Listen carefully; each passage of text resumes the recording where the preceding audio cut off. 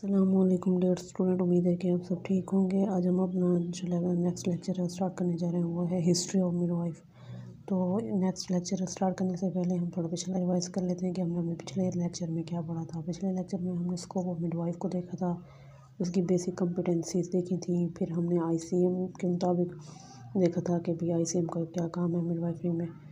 Then हमने additional कम्पिटेंसीज भी उसकी पढ़ी थी। आज हम पढ़ते हैं हिस्ट्री ऑफ मिडवाइफ। इससे पहले हम एक डिफ़ाइन पढ़ लेते हैं जो मिडवाइफरी की WHO ने दी थी, ICM ने दी है। ठीक है, मिडवाइफ वो बंदा, वो पर्सन जिसने एडमिशन लिया हो मिडवाइफरी एजुकेशनल प्रोग्राम में, और जिस इदारे में उसने लिया है एडमिशन वो रजिस्टर्ड भी हो, और वो अपना जो निसाब है मिडवाइफरी का वो भी अपना सक्सेसफुली कंप्लीट कराए। इसके अलावा जो बंदा मिडवाइफरी की डिग्री ले लेता है, डिप्लोमा ले लेता है, वो डिप्लोमा रजिस्टर्ड भी हो और उसकी जो प्रैक्टिस है वो भी लीगली लाइसेंस्ड हो।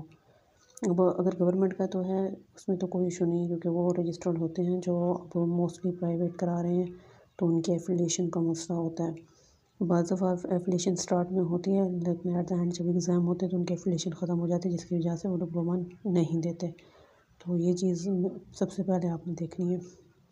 उसके बाद हम आ जाते हैं history of midwife. IGNOU Dyke जो थी वो फर्स्ट मिडवाइफ है। अब मिडवाइफ लफ्ज़ कहाँ से निकला हुआ? इंग्लिश ज़बान का लफ्ज़ है, मिड के मैनी है विद, और वाइफ के मैनी है वोमन। अब इसका ओरिजिनली मीन्स क्या बनेगा? With woman. मीन्स के वो वोमन जो दूसरी वोमन को हेल्प आउट कर रही है, असिस्ट कर रही है ड्यूरिंग डिलीवरी या चाइल्ड बर्थ। ठीक है, उसके बाद आ जाता है mother of midwife. Mother of midwife कौन है? इना मे गैस्कन। इना मे गैस्कन जो है वो मदर ऑफ मिडवाइफरी है। 20वीं सेंचुरी। अब हम आते हैं 20वीं सेंचुरी के बाद क्या हुआ। अच्छा, 20वीं सेंचुरी में जो है डिवीजन बिटवीन सर्जन और मिडवाइफरी का मसला खड़ा हो गया। भाई सर्जन और मिडवाइफ दोनों एक नहीं हो सकते, इनका अलग अलग स्केल है। तो ये देखा गया जैसे जैसे साइंस ने तरक्की की तो ज़्यादा मेडिसिन की फील्ड में भी तरक्की हुई।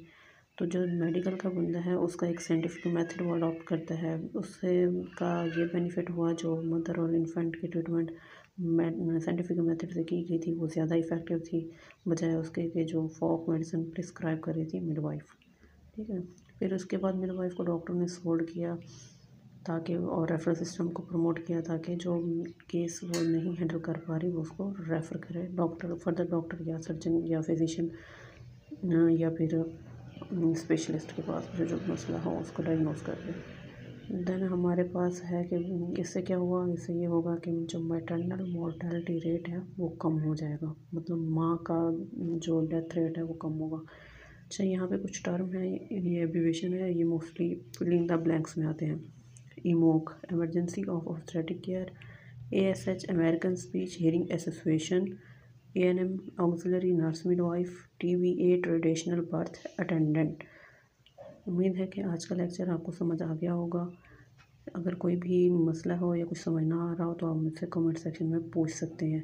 ये हमारा जो फर्स्ट चैप्टर है ये इसमें से शॉर्ट क्वेश्चन बनने हैं, फिल इन द ब्लैंक्स बननी है, एंड देन MCQs बनने हैं। तो ये लॉन्ग के हवाले से इंपॉर्टेंट नहीं है, बट शॉर्ट में इसमें से आते हैं, तो आपने इसको अच्छे से प्रिपेयर करना है, रोज़ इसकी टेस्टिंग भी करनी है। उम्मीद है आज का लेक्चर आपको पसंद आया होगा। Thank you.